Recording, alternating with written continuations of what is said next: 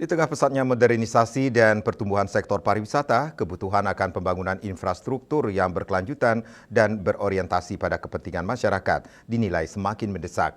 Bali saat ini berada pada titik penting dalam menentukan arah pembangunannya di masa depan.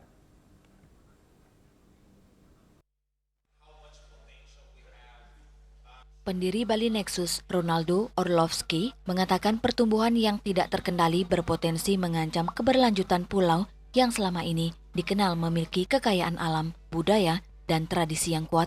Ronaldo menilai, pembangunan tidak hanya harus mengejar pertumbuhan ekonomi, tetapi juga memastikan keseimbangan antara kebutuhan investasi, kelestarian lingkungan, serta kesejahteraan masyarakat lokal.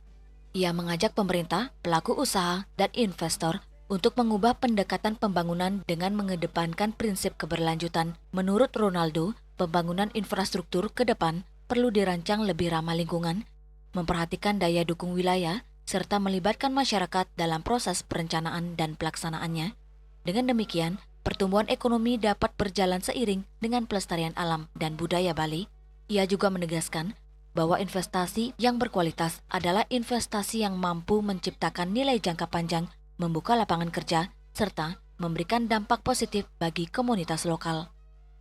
Like development without planning, it can be a disaster. We have, and like I'm not against development. I think like this is part of the human evolution.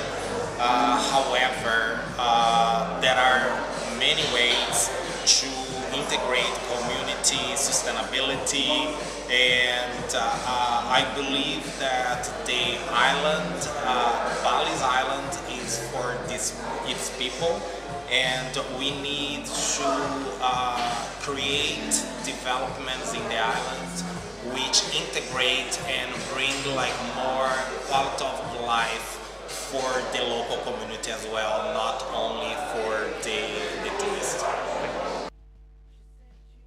Ronaldo berharap seluruh pemangku kepentingan dapat menjadikan keberlanjutan sebagai fondasi utama dalam setiap proyek pembangunan sehingga Bali tetap menjadi destinasi pariwisata kelas dunia tanpa kehilangan jati diri dan warisan budayanya.